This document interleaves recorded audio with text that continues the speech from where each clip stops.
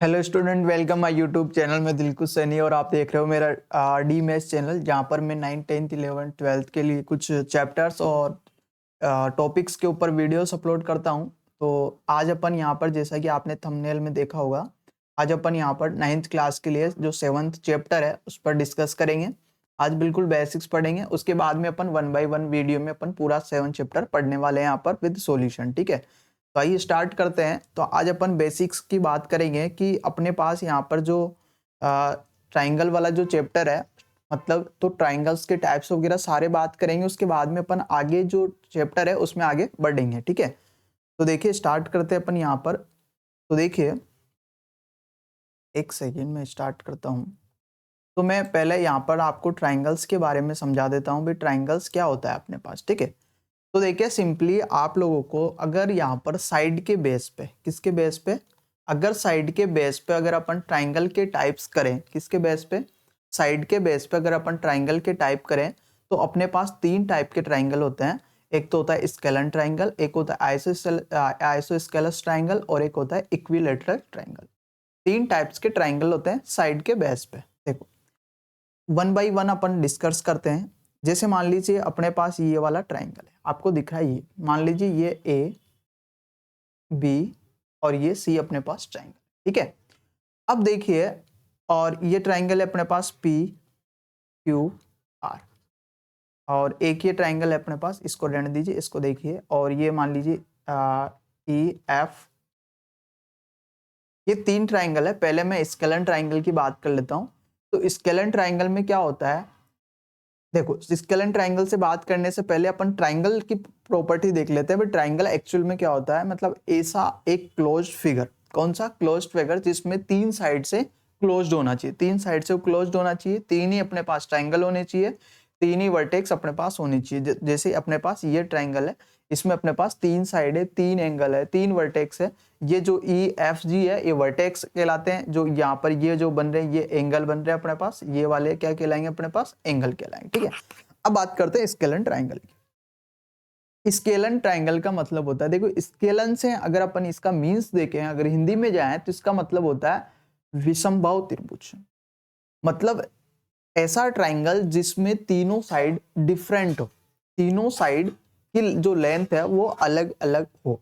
जैसे ये ट्राइंगल है, इसमें इसकी साइड और इसकी जो साइड की लेंथ है, ये तीनों की लेंथ अपने पास अलग अलग है। मान लीजिए ये अपने पास 4 है, मान लीजिए ये 5 है, और ये मान लीजिए अपने पास 7 है। तो ऐसा ट्राइंगल स्केलन ट्राइंगल होगा जिसमें तीनों साइड अलग अलग होती। क्लियर है। आइसोस्केलस ट्राइंगल का मतलब होता है ऐसा ट्राइंगल जिसमें 2 साइड तो क्या हो, इक्वल हो और एक डिफरेंट हो। जैसे कि ये साइड और ये साइड तो इसमें इक्वल है, बट ये जो थर्ड वाली साइड है ये डिफरेंट है इन दोनों से। मान लीजिए अपने पास ये 4 है और ये 4 है, बट ये अपने पास 3 होगी। तो ऐसा ट्राइंगल अपने पास क्या कहलाएगा, आइसोसेलस ट्राइंगल कहलाएगा। अब देखो ध्यान दीजिए, अगर मान लीजिए किसी भी ट्राइंगल में 2 साइड इक्वल आ जाती है तो उसके क्रॉसपोंडिंग एंगल जो बनेंगे वो भी इक्वल होंगे। मतलब इस साइड से और इस साइड से जो भी एंगल बनेंगे यहाँ पर और यहाँ पर, वो दोनों इक्वल होंगे। ध्यान रहे, दोनों इक्वल साइड के सेम वर्टेक्स से जो एंगल बनेगा वो नहीं लेना, उसको छोड़ना है। मतलब इस वाली साइड और ये साइड इक्वल है तो इसके दोनों सेम वर्टेक्स से बन रहा है तो इसको नहीं लेना। इसके अलावा जो सिंगल सिंगल वर्टेक्स बच रहा है, मतलब एक यहाँ बन रहा है और एक यहाँ बन रहा है, तो ये दोनों एंगल इक्वल होंगे आइसोसेलेस ट्रायंगल में।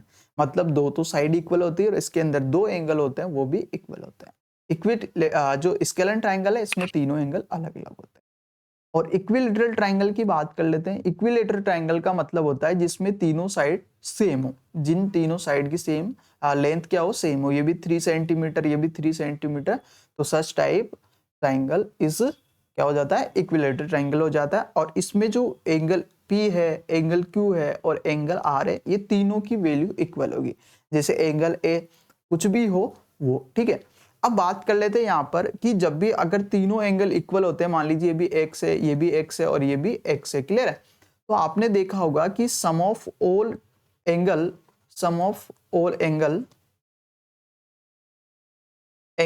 ऑफ ट्राइंगल, आपको ये मालूम होना चाहिए कि जो भी ट्राइंगल है अपने पास, ट्राइंगल के सभी एंगल्स का सम क्या होता है अपने पास। तो वो हमें वी नो दैट क्या होता है 180 होता है। अब यहाँ पर अगर अपन इसके एंगल्स निकालें तो हमें पता है कि प्रत्येक एवरी जो एंगल है वो x डिग्री अपन ने लिया है, बिकॉज यहाँ पर सारे एंगल इक्वल होंगे। तो अगर इन तीनों का मैं सम करता हूं तो 180 के इक्वल आ जाएगा। यहाँ तक आपके क्लियर है? तो जब भी यहाँ पर ये लाइक वेरिएबल है तो ये ऐड हो जाएंगे और 3x इक्वल टू 180 हो जाएगा और x इज इक्वल टू हो गया 180 अपॉन 3 और डिवाइड करेंगे तो अपने पास 60 डिग्री अपने पास आंसर आ जाएगा।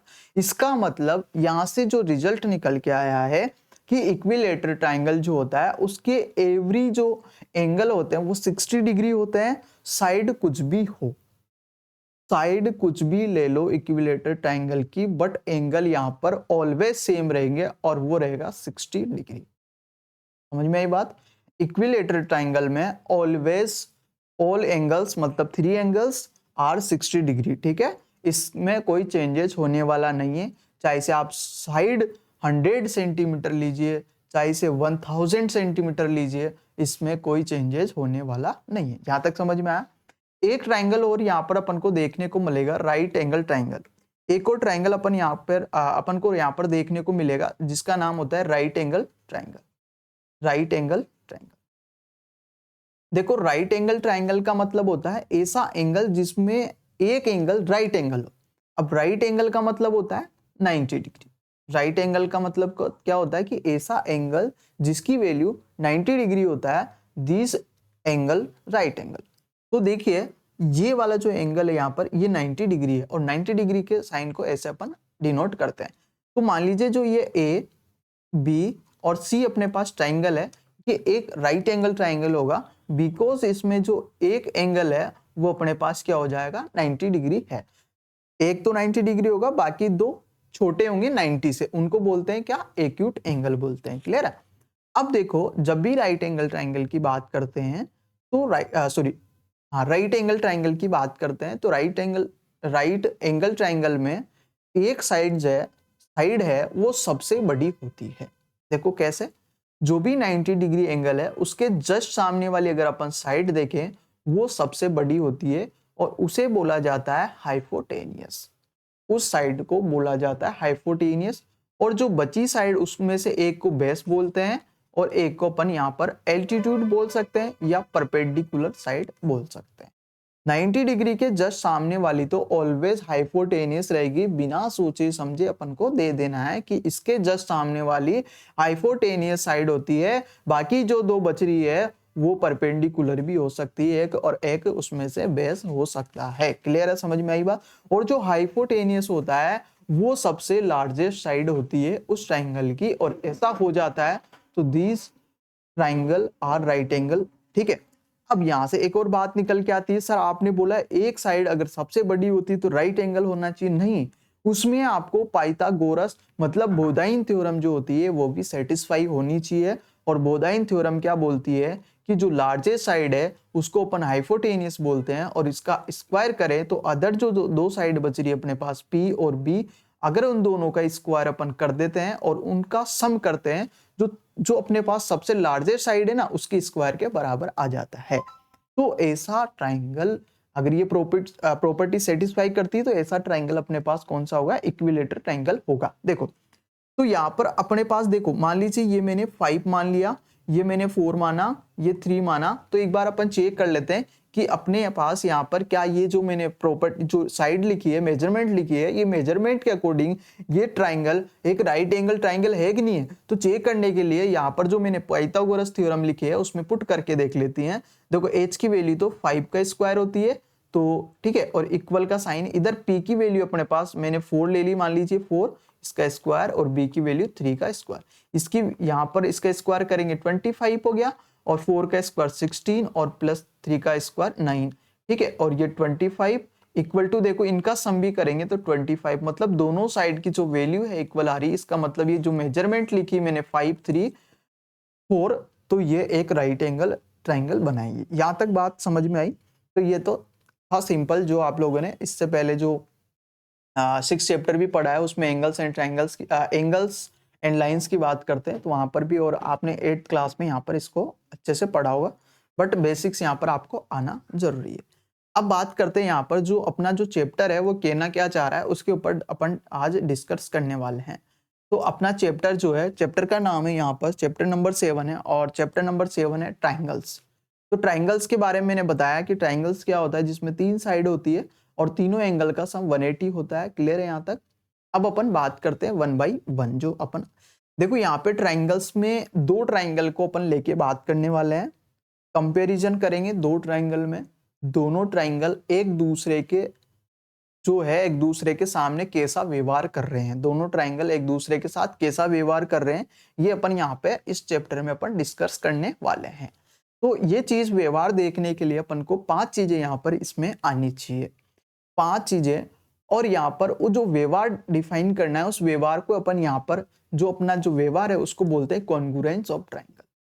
आपको दिख रहा होगा यहाँ पर होता है कि कॉन्ग्रुएंस ऑफ ट्राइंगल्स की अपन बात करने वाले हैं यहाँ पर। तो कॉन्ग्रुएंस ऑफ ट्राइंगल्स को प्रूव करने के लिए अपने पास यहाँ पर 5 क्राइटेरिया की प्रॉपर्टीज दे रखी है, उनको अपन 1 बाई 1 डिस्कस करते हैं क्या होता है।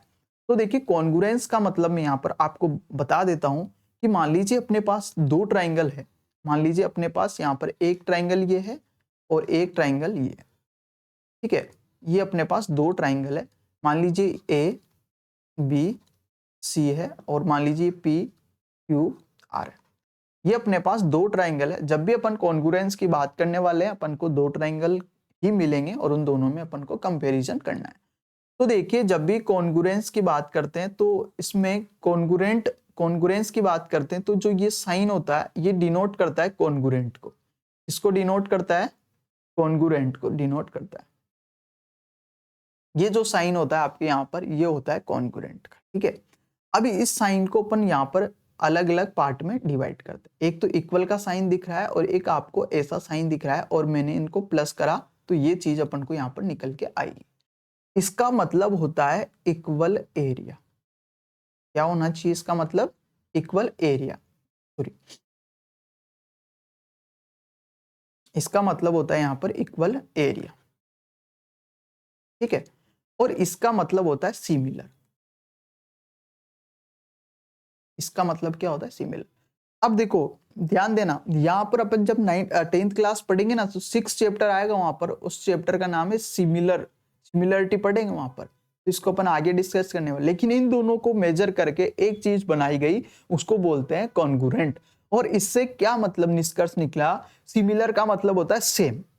सिमिलर का मतलब सेम, मतलब जैसे कंपैरिजन करते हैं ना 2 चीजों में तो वो उनकी दोनों की क्या होनी चाहिए? सेम होनी चाहिए कास्ट। जैसे मान लीजिए बॉयज को बॉयज से कंपैरिजन करना है, लड़की को लड़की से कंपैरिजन करना है, या फिर और भी पेन को पेन से कंपैरिजन करना है, रफ को रफ से कंपैरिजन करना है। ऐसा नहीं कि पेन को रफ से कंपैरिजन करना है, ऐसा नहीं करना। तो अगर सेम सेम से कंपैरिजन कर रहे हैं उसका मतलब होता है सिमिलर। और जो जिन दोनों को अपन कंपैरिजन कर रहे हैं उन दोनों का एरिया अगर इक्वल आ जाता है तो ऐसे दोनों ट्राइंगल आपस में क्या होंगे? कॉन्ग्रुएंट होंगे। समझ में आई बात? कॉन्ग्रुएंट का मतलब क्या होता है कि उनके एरिया तथा वो दोनों ट्राइंगल सिमिलर होने चाहिए। वो दोनों ट्राइंगल क्या होनी चाहिए? सिमिलर। ट्राइंगल की ने जो भी 2 शेप अपन को दे रखी है वो दोनों सिमिलर होनी चाहिए। सिमिलर का मतलब जैसे 3 साइड है तो दूसरा भी 3 साइड वाला होना चाहिए। अगर कोई 4 साइड वाला है तो वो भी 4 साइड का होना चाहिए। अभी जो मैं इन दोनों में कंपैरिजन कर रहा हूं तो सिमिलर का मतलब हो गया कि इसमें भी 3 साइड और इसमें भी 3 साइड, सिमिलर का काम खत्म। यहां पर इतना ही समझेंगे सिमिलर। इसके बाद में बात करते हैं इक्वल एरिया। अगर मान लीजिए इसका एरिया, अगर मान लीजिए यहां पर मैं बात करूं कि एरिया ए बी सी जो दे रखा है अपने पास और एरिया यहां पर अपन को पी क्यू आर दे रखा है, अगर इन दोनों का एरिया इक्वल आ जाता है और ये सिमिलर है तो ये दोनों ट्राइंगल आपस में क्या हो जाएंगे? कॉन्ग्रुएंट हो जाएंगे। दोनों ट्राइंगल क्या हो जाएंगे? कॉन्ग्रुएंट हो जाएंगे। क्लियर है? यहां तक बात समझ में आई आपके? अब देखो तो इनको कैसे लिखेंगे? अपन लिखेंगे कि ट्राइंगल ए बी सी जो है कॉन्ग्रुएंट है किसके? ट्राइंगल पी क्यू आर के। इस तरीके से इनको अपन डिनोट कर सकते हैं। क्लियर है यहां तक? देखो यहां तक इतना समझ में आ गया आपको कि जो भी 2 ट्राइंगल है अपने पास, उन दोनों ट्राइंगल अगर उनका एरिया इक्वल और सिमिलर हो तो उन दोनों को कॉन्ग्रुएंट अपन ऐसे यहाँ पर डिनोट कर सकते हैं और ये अपने पास कॉन्ग्रुएंट का साइन होता है। अब यहाँ पर आपको एक चीज दिख रही होगी, CPCT, इसका बहुत यूज आने वाला है। ये चीज बहुत इंपॉर्टेंट है दोस्तों, इसके बिना कुछ नहीं होने वाला। CPCT, अब इसकी अगर फुल फॉर्म करते ना तो आपको ऑटोमेटिक समझने आने लग जाएगा। क्या हो जाएगा? ऑटोमेटिक समझने आने लग जाएगा। इससे पहले मैं थोड़ा बहुत आपको यहाँ पर बताना चाहूँ। जब भी देखो क्या बताने की कोशिश कर रहा हूँ, एक बार मैं इसको पूरा इरेज कर देता हूँ तो वापस समझने की कोशिश करेंगे अपन। यहाँ पर देखो मैंने यहाँ पर दो ट्राइंगल बनाए थे आपके सामने। मान लीजिए एक ट्राइंगल मैंने ये बनाया जो ABC है, और मान लीजिए एक ट्राइंगल मैंने ये बना दिया जिसका नाम है DEF, और मैंने बोला कि ट्राइंगल ABC वो कॉन्ग्रुएंट है ट्राइंगल DEF के। ये चीज मैंने यहाँ पर बताई आपको। क्लियर है यहाँ तक कि ये दोनों ट्राइंगल कॉन्ग्रुएंट। अब यहाँ पर एक वर्ड आता है, वो वर्ड है क्रॉसपोंडिंग। कि क्रॉसपोंडिंग क्या होता है? ये वर्ड होता है क्रॉसपोंडिंग, और ये मैंने इसके पीछे पार्ट लगा दिया। क्रॉसपोंडिंग पार्ट क्या होता है? जब भी दो ट्राइंगल अगर कॉन्ग्रुएंट होते हैं तो उनके जो क्रॉसपोंडिंग पार्ट होते हैं वो इक्वल होते हैं। देखो कैसे, यहाँ पर देखो इस ट्राइंगल की कौन सी साइड इस ट्राइंगल के कौन सी साइड के इक्वल होगा, वो इससे अपन देख के मालूम कर सकते हैं। इससे अपन देख के मालूम कर सकते हैं। कैसे? देखो ध्यान से देखना, यहाँ पर बहुत इंपॉर्टेंट चीज बताने वाला हूँ। आप अगर ध्यान से नहीं देखोगे तो समझ में नहीं आएगा। अगर ये चीज समझ में आ गई ना तो पूरा चैप्टर आपको बिल्कुल दिक्कत नहीं आएगी, बिल्कुल इजी लगेगा। देखो कैसे, देखो यहाँ पर स्टार्टिंग में क्या क्या दे रखे? AB दे रखा है, और यहाँ पर स्टार्टिंग में कौन दे रखा है? DE दे रखा है। तो ये दोनों यहाँ पर क्रॉसपोंडिंग पार्ट होंगे। इसका मतलब AB किसके इक्वल होगा? DE के इक्वल होगा। अगर आपको कॉन्ग्रुएंट लिख रखा है ऐसा, तो स्टार्टिंग के 2 पॉइंट इधर के लिए, स्टार्टिंग के 2 पॉइंट इधर के लिए, और वो दोनों इक्वल होंगे क्योंकि कॉन्ग्रुएंट है। इसका मतलब AB किसके इक्वल हो जाएगा? DE के इक्वल हो जाएगा। आगे बात करते हैं। आगे लास्ट के दो ले लेता हूं मैं, B और C। इधर के भी मैं दो लास्ट के लेऊंगा तो E और F। इसका मतलब हो गया ये दोनों भी अपने पास क्या होंगे? बराबर होंगे। मतलब BC अपने पास बराबर होगा किसके? EF के। यहां तक क्लियर? आगे बात करते हैं। अब कौन कौन से बचे? एक तो फर्स्ट और एक लास्ट वाला बचा, मतलब AC बचा। इधर भी फर्स्ट लास्ट बचा, D और F। तो ये दोनों भी इक्वल होंगे। इसका मतलब ये वाली साइड इस वाली साइड के इक्वल होगी। देखो इधर की जो नंबरिंग ले रहे हो ना, उधर भी ऐसा ही लेना है। ठीक है। अब एक बात और सवाल दिमाग में आता है कि मान लीजिए सर आपने बोला है कि AB DE के इक्वल है, BC EF के इक्वल है, AC DF के इक्वल है। लेकिन सर अगर मान लीजिए ये नाम ऐसे आ जाता, ABC है इधर और इधर में कॉन्ग्रुएंट का मतलब यहाँ पे कॉन्ग्रुएंट में यहाँ पे लिख देता EFD, तब भी क्या सर ये जो मैंने दे रखा है AB इक्वल टू DE होता, BC is equal to EF होता, AC is equal to DF होता? ऐसा भी होता सर, क्योंकि कॉन्ग्रुएंट है। तो देखते हैं क्या ऐसा भी हो सकता है कि मतलब मान लीजिए दो ट्राइंगल कॉन्ग्रुएंट है तो क्या उनके जो ये नंबरिंग है इनको इंटरचेंज करके लिख सकते हैं? वो भी आपका दिमाग में क्लियर हो जाए, क्योंकि ये बच्चों को अधिकतर इसमें प्रॉब्लम रहती है, सर किसको कैसे कॉन्ग्रुएंट लिखे, ये नाम वाम जो भी है। तो देखो वही बात करते हैं, मैंने बताया कि यहाँ पर AB जो है स्टार्टिंग के दो वर्ड लिए EF, और ये दोनों क्या होंगे? बराबर, क्योंकि ये होते हैं क्रॉसपोंडिंग पार्ट। यहाँ पर फर्स्ट लास्ट के दो वर्ड मैंने BC लिया और इधर के दो लास्ट लिया मैंने FD लिया। इसका मतलब ये भी बराबर होंगे, ये भी क्रॉसपोंडिंग पार्ट है। मैंने लिया फर्स्ट लास्ट और इधर भी मैंने लिया फर्स्ट लास्ट EF E और D, इसका मतलब ये भी दोनों बराबर होंगे। यहाँ तक बात समझ में आई? बोलिए, यहाँ तक समझ में आया आपके बात? अब यहाँ पर AB किसके इक्वल आ रहा है? EF के, और यहाँ पे AB किसके इक्वल आ रहा था? DE के। तो इससे क्या निष्कर्ष निकला दोस्तों? इससे ये निष्कर्ष निकला कि कोई सा भी जो भी ट्राइंगल है उनके जो नाम से अपन कॉन्ग्रुएंट कर रहे हैं उनको इंटरचेंज नहीं कर सकते। इसका मतलब ABC जो है अगर ट्राइंगल DEF के कॉन्ग्रुएंट है तो इसको ABC कॉन्ग्रुएंट EFD नहीं लिख सकते। समझ में आ रही बात? और एग्जांपल और देखते हैं। तो मैं इरेज कर देता हूँ और देखते हैं। देखो एक सेकेंड, देखो ये चीज है ना, मेन चीज यही है, बाकी तो सब कर लेते हैं। मेन यही है कि लोग बाग है ना डिफाइन नहीं कर पाते कि ये एबीसी किसके कॉन्ग्रुएंट होगा, किसके नहीं होगा। अब ये तो मैंने नाम से बता दिया कि साइड इक्वल हो, लेकिन अगर मान लीजिए आपको ऐसा दे रखा हो, मान लीजिए आपको ऐसा दे रखा हो, मैंने यहाँ पे इसको हटा दिया, ठीक है, और इनको मैंने वापस जोड़ दिया। अब अपन को ट्राइंगल कॉन्ग्रुएंट करना है। मान लीजिए अपन को साइड इक्वल दे रखी, मान लीजिए आपको दे रखा है ए बी इक्वल दे रखा है डी एफ के, ठीक है, आपको बी सी इक्वल दे रखा है डी ई के, क्लियर है यहाँ तक। आपको दे रखा है ए सी इक्वल दे रखा है आपको ई एफ के। अब देखो मैं यहाँ पर तीन चीजें लिख रहा हूं। एक लिखा मैंने triangle A B C congruent है ट्राइंगल डी ई एफ के, एक तो ये है कि नहीं है देखना है। एक मैंने लिख दिया triangle A B C congruent है कि नहीं है ई एफ डी के। एक मैंने लिख दिया यहाँ पर triangle A B C congruent है कि नहीं है ट्राइंगल एफ डी ई के। ये मैंने तीन चीजें यहाँ पर लिख दी है, ठीक है। अब देखो डिस्कस करते हैं वन बाय वन।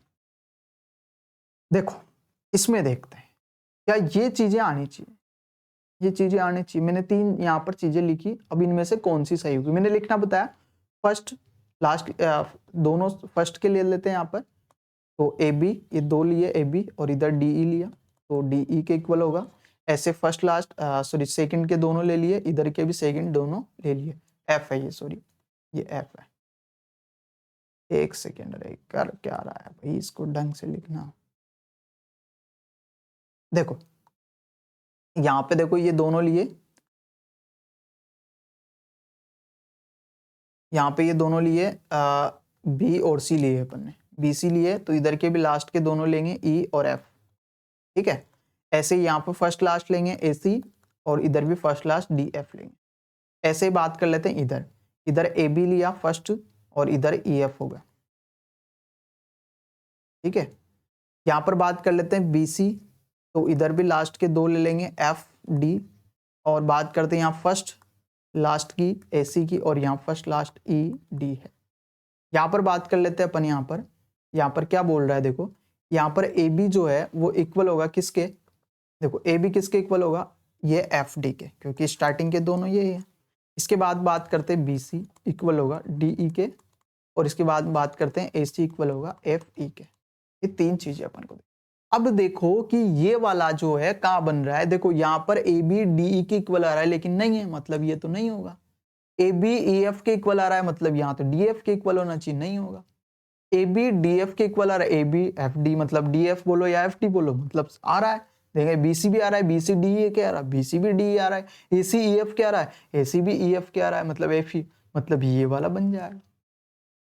समझ में आई बात। मतलब अपन यहाँ पे दो ट्राइंगल होते हैं, उनके नाम को अलग अलग नहीं लिख सकते। अब ये तो आपने इतना अब आप बोलोगे सर एग्जाम में इतना तीन तीन को लिख के ऐसे चेक थोड़ी करने बैठेंगे। आप तो ये बताओ कि हम डायरेक्ट कैसे लिखेंगे, आप तो ये बताइए सर हमें, इनसे क्या मतलब है सर, इतनी माथाफोड़ी थोड़ी करनी है वहां पर, एग्जाम इतना तो टाइम ही नहीं होता। आप तो डायरेक्ट बताइए जिससे हम डायरेक्ट बता सके कि ये कॉन्ग्रुएंट होगा। तो देखिए ध्यान से, उसके लिए अब क्या करना है, देखो जब भी ऐसा दे रखा हो, देखो इनसे बता देता हूं, फिर इससे भी मैं बता देता हूं। देखो इसमें तो ए बी इक्वल दे रखा है डी एफ के, ठीक है, बी सी इक्वल दे रखा है इसके, इसके बाद में ए सी इक्वल दे रखा है इसके।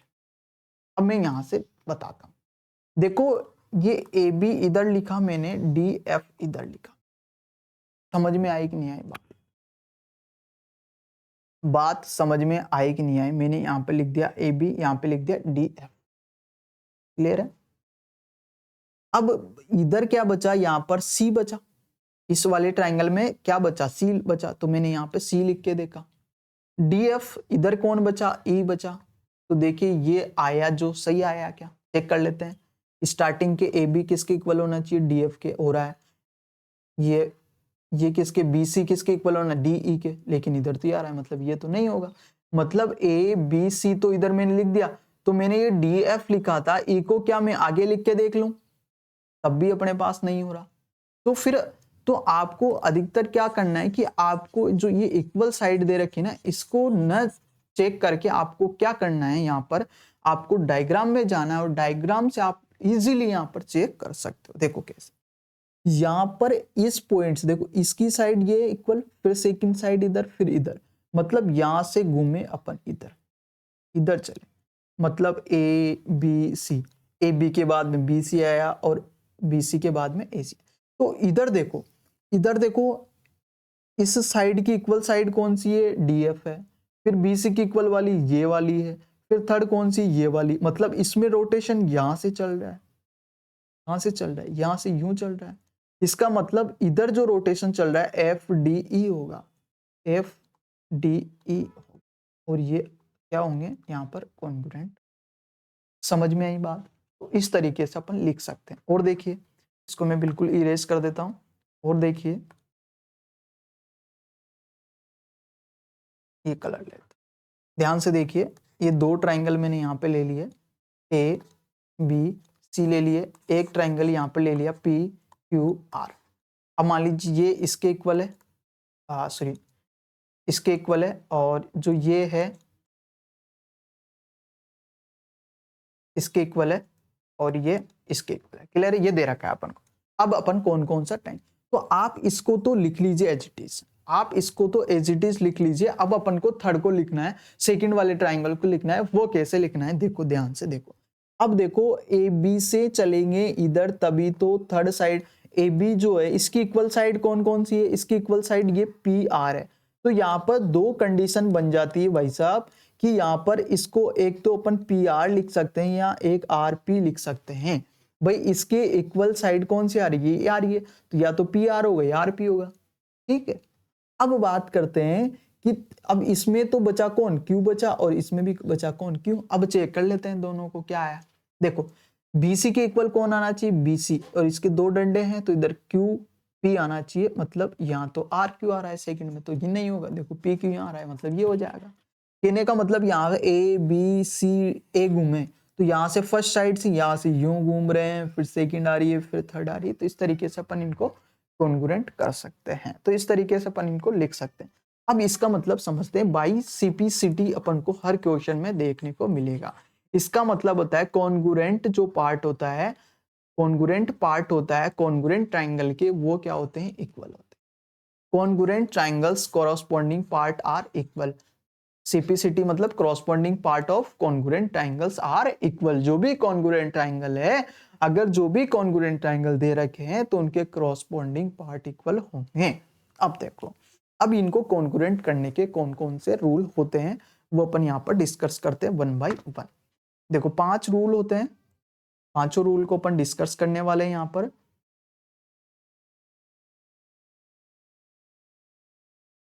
देखो 5 रूल में एक साथ आपको पहले यहाँ पे देखने को दिखा देता हूँ कौन कौन से होते हैं। देखो, एक तो होता है साइड साइड, एक होता है साइड एंगल साइड, एक होता है एंगल एंगल साइड, और एक होता है एंगल साइड एंगल, और एक होता है आर एच एच।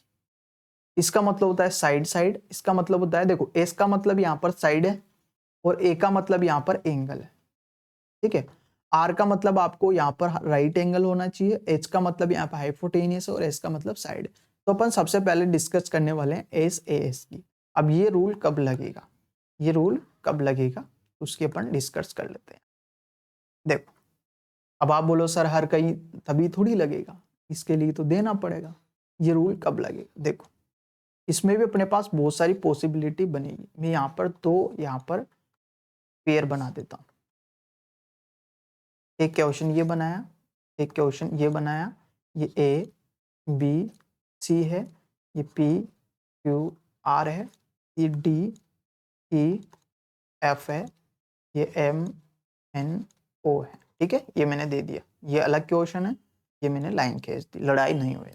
ठीक है, देखो पहले एग्जाम क्या बोल रहा है कि साइड एंगल साइड कॉन्ग्रुएंस जो रूल होता है वो क्या बोलता है कि दो triangles are congruent if two side and include angle of one triangle are equal to sides and the include angle of other triangle। मतलब एक ट्राइंगल के दो साइड और एक एंगल दूसरे ट्राइंगल की दो साइड और एक एंगल के बराबर होता है तो दीज ट्राइंगल आर कॉन्ग्रुएंट। लेकिन इसमें एक शर्त होती है। क्या शर्त होती है? कि यहाँ पर जो साइड आ रही है, जब भी ये रूल लगाएंगे ना तो कंटिन्यूसली आना चाहिए, कंटिन्यूसली आना। ऐसा नहीं आप काउंट कर सकते हो, जैसे मान लो साइड, फिर ये एंगल लिया और फिर साइड लिया, नहीं, साइड लिया तो जस्ट उसके बाद में क्या आ रहा है, एंगल, तो जस्ट उसके बाद में एंगल लेना है। जैसे मान लीजिए ये साइड, तो इसके बाद में ये एंगल और ये साइड। अब इधर भी ऐसा ही होना चाहिए दोस्तों, इधर भी ऐसा ही होना चाहिए कि जो एंगल आ रहा है, देखो यहां पर कहां आ रहा है, दो साइड के बीच में आ रहा है, तो दो साइड के बीच में आना ही चाहिए। इसका मतलब यहाँ पे आ गया एंगल, तो एक साइड तो यहाँ पे होगी और यहाँ पे होगी, और ऐसा होता है तभी ये दोनों ट्राइंगल कॉन्ग्रुएंट होंगे, अदरवाइज नहीं होंगे। अगर मान लीजिए ऐसा आ गया कि सर एक यहाँ पे आ गया और ये हमने दे दिया, और सर एक यहाँ दे दिया, एक यहाँ दे दिया और एक यहाँ दे दिया, तो ये दोनों में ये रूल नहीं लगेगा। देखो यहाँ पर साइड एंगल साइड आ रहा है, और आप गिनो सर यहाँ पे भी साइड एंगल साइड आ रहा है, तो ये किसके लिए छोड़ा है? अरे ये साइड को पार थोड़ी करके आना है, इसको भी तो काउंट करना है, तो ये तो इसका तो कोई रिलेशन दे ही नहीं रखा, तो साइड एंगल साइड इस पे तो आना है, इस पे थोड़ी जा सकते हैं। तो ऐसा नहीं, मतलब साइड एंगल साइड कंटिन्यूसली होना चाहिए, तभी जाके ये रूल लगे। इंक्लूड का मतलब दे रखा है कि दोनों साइड के बीच में जो इंक्लूड हो रहा है एंगल, वो इन दोनों के इधर इक्वल होना चाहिए, ठीक है। तो ये इसको अपन यहाँ पर कॉन्ग्रुएंट बोल सकते हैं। अब आप बोलोगे सर नाम कैसे लिखेंगे? इधर ए बी सी है, कॉन्ग्रुएंट होगा ट्राइंगल किस किस के, देखो ए बी एंगल, देखो बीच में कौन आ रहा है, बीच में एंगल बी आ रहा है, और एंगल वाला बीच में आना चाहिए, बी बी बीच में आ रहा है ना, और इसका इक्वल एंगल कौन दे रखा, मतलब ये आर बीच में आएगा। अब अपन को पता है अब इधर या तो पी आएगा या इधर आएगा। अब देख लेते हैं कौन किधर आएगा। इधर ए बी है और इधर कौन है, इसकी साइड पी आर है, तो यहाँ पर ऑब्वियसली पी आएगा, यहाँ पर कंपलसरी पी आर आएगा, बचा क्यों, बस क्लियर है। और एक बार और दिखा देता हूँ, देखो ए बी सी आया, तो अब साइड एंगल साइड दे रखा है, तो एंगल ए आ रहा है, एंगल बी, और एंगल बी किसके इक्वल है, आर के, मतलब ये बी बीच में आ रहा है, तो आर भी कहाँ आएगा, बीच में आएगा। अब इधर एबीसी पूरा है, तो इधर पी और क्यू बचा, तो यहाँ पर या तो पी आएगा या इधर आएगा, यही है ना। तो इधर देख लो ए बी के इक्वल कौन है, ए बी के इक्वल पी आर है, तो आर तो बीच में आना ही है। अब ए बी के इक्वल होने के लिए पी को यहाँ लिखना पड़ेगा, इधर लिखते तो चक्कर पड़ जाएगा, तो अब बचा कौन, क्यू बचा, तो ये हो गया, क्लियर है। इस तरीके से अपन इसको लिख सकते हैं। नेक्स्ट देखिए, आज अपन 7.1 पर नहीं करेंगे क्योंकि वो बहुत बड़ा वीडियो हो जाएगा। आज अपन ओनली यहाँ पर रूल्स के बारे में डिस्कस करने वाले हैं, क्योंकि काफ़ी लंबा वीडियो हो चुका है। और जिसने भी लाइक नहीं करा है दोस्तों, लाइक ज़रूर करिए, क्योंकि इतनी मेहनत से मैं इतनी एनर्जी के साथ आपको पढ़ा रहा हूँ, और आप अगर थोड़ा बहुत भी अगर आपको समझ में आ रहा है तो आप लाइक कर दीजिए दोस्तों, ठीक है। तो देखो angle side angle congruence rule क्या बोलता है कि two triangles are congruent if two angles and include side of one triangle are equal to two angles and include side of other triangle। अब इसका मतलब ये है, इसको भी मैं यहाँ पर समझाने की कोशिश करता हूँ, वही अपन ये ले लेते हैं, ठीक है। अब देखो इधर मैंने बोला एंगल, देखो अब एंगल साइड एंगल मतलब कोई सा भी एंगल लिया तो इधर फिर साइड लेना है, फिर एंगल लेना है। इसका मतलब इधर एंगल लिया तो फिर साइड लेना पड़ेगा, फिर एंगल लेना पड़ेगा। अगर मैं ऐसा ले कि एंगल ले लिया, फिर मैंने यहाँ पर साइड को छोड़ दिया, इस साइड को लिया, और फिर मैंने इधर जाए के एंगल ले लिया, ऐसे मैंने इधर एक एंगल यहाँ पे ये ले लिया और साइड यहाँ ले ली, एंगल यहाँ ले ली, बट इधर तो आ ही नहीं रहा सर, इधर तो एंगल लिया फिर साइड तो भूल गए, साइड तो इधर बाहर आ गई, बाहर नहीं आनी चाहिए, बीच में आनी चाहिए। इन दोनों एंगल जो इक्वल हो रहे हैं उनके बीच में होनी चाहिए, तो ये तो लगेगा ही नहीं, इसमें लग जाएगा ये रूल।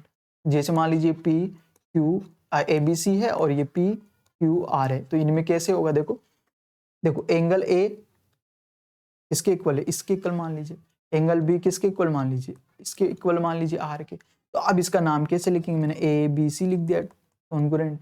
अब देखो ए का इक्वल कौन सा है, ए का कौन है, पी है, अरे डायरेक्ट एंगल से लिख रहे हैं। बी का इक्वल कौन है, बी आ रहा है ना सेकंड में, बी के इक्वल कौन है, आर है, तो ये आर लिख दिया, बचा कौन, क्यू बचा, खत्म काम, सिंपल। आया ना समझ में।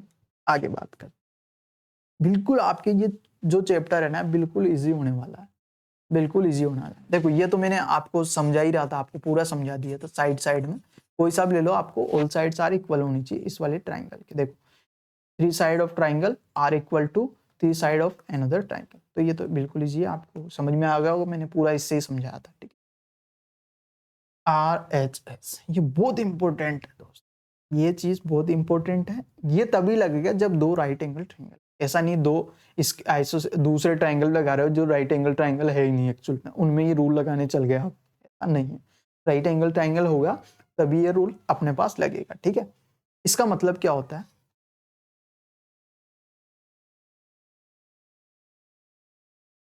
ये दो राइट एंगल ट्राइंगल है, A B C P Q R. ठीक है, क्या ये दो राइट एंगल ट्राइंगल। अब देखो ये राइट एंगल 90 डिग्री, ये 90 डिग्री, इसके सामने वाला हाइपोटेनियस, इसके सामने वाला हाइपोटेनियस ही है। ठीक है, और ये मान लीजिए बेस है, और ये मान लीजिए बेस है, और ये मान लीजिए पी है। अब ये कॉन्ग्रुएंट कब होगा, ये बोल रहा है राइट एंगल ट्राइंगल, हाइपोटेनियस और साइड, ये बोल मतलब इन दोनों ट्राइंगल में एक तो 90 डिग्री का एंगल होना चाहिए, दूसरी बात जो हाइपोटेनियस है ना, वो इसका हाइपोटेनियस और इसका हाइपोटेनियस क्या होना चाहिए, इक्वल होना चाहिए। इन दोनों का हाइपोटेनियस इक्वल होना चाहिए। उसके बाद जो भी दो साइड बच रही है इन दोनों में से कोई सी भी एक साइड इस ट्राइंगल की इस साइड के इस ट्राइंगल की साइड के इक्वल होना चाहिए, या तो ये साइड इसके इक्वल मान लो, कोई सी भी एक साइड, जो भी एक दो बच रही है उनमें से एक साइड इक्वल हो जानी चाहिए, तो वो ट्राइंगल कॉन्ग्रुएंट। देखो if two right angles hypotenuse and one side, कोई भी दो ट्राइंगल है, सॉरी दो ट्राइंगल अपने पास right angles and hypotenuse and one side of one triangle, one triangle की क्या क्या हाइपोटेनियस वन साइड और एक राइट एंगल क्या होना चाहिए, इक्वल होना चाहिए हाइपोटेनियस और वन साइड के दूसरे वाले ट्राइंगल के, तो कॉन्ग्रुएंट हो जाएगा। तो ये इजी था, आप समझ सकते हैं इसको। आगे बात कर लेते हैं अपन यहाँ पर। अगर समझ में आ रहा है दोस्तों लाइक जरूर करिए। एक सेकंड, क्या हो गया, देखो ये रूल है। देखो if two angles and one side of one triangle are equal to two angles and corresponding side of other triangle then the two triangle are congruent. आपको पढ़ने में थोड़ा अजीब लग रहा होगा, लेकिन मैं यहाँ पर अगर डायग्राम से समझाने की कोशिश करता हूँ तो आपको बिल्कुल इजीली समझ में आ जाएगा। मान लीजिए दो ट्राइंगल है ABC और मान लीजिए PQR, दो ट्राइंगल है। अब ये बोल रहा है एंगल एंगल साइड वाला, एंगल एंगल साइड, इसका मतलब लगातार तो लेनी है, एंगल एंगल साइड मतलब एंगल एंगल साइड मतलब एंगल एंगल साइड, ऐसे भी किधर भी घुमा सकते हो। मतलब ये एंगल मान लीजिए इसके इक्वल है, ये एंगल मान लीजिए इसके इक्वल है, और ये साइड इसके मान, तो ये दोनों ट्राइंगल क्या हो जाएंगे, कॉन्ग्रुएंट, मतलब लगातार होना चाहिए। ठीक है, समझ में आ रही बात। तो ये थे आज के रूल, बाकी नेक्स्ट वीडियो में पढ़ेंगे दोस्तों। कैसा लगा वीडियो, लाइक और शेयर जरूर करिए, और जिसने चैनल को सब्सक्राइब नहीं करे हो और जो नए हो चैनल पर वो सब्सक्राइब कर लीजिए। बाकी अपन नेक्स्ट वीडियो में डिस्कस करने वाले हैं 7.1, और जुड़े रहिए और हमसे, और take care, bye bye, thank you.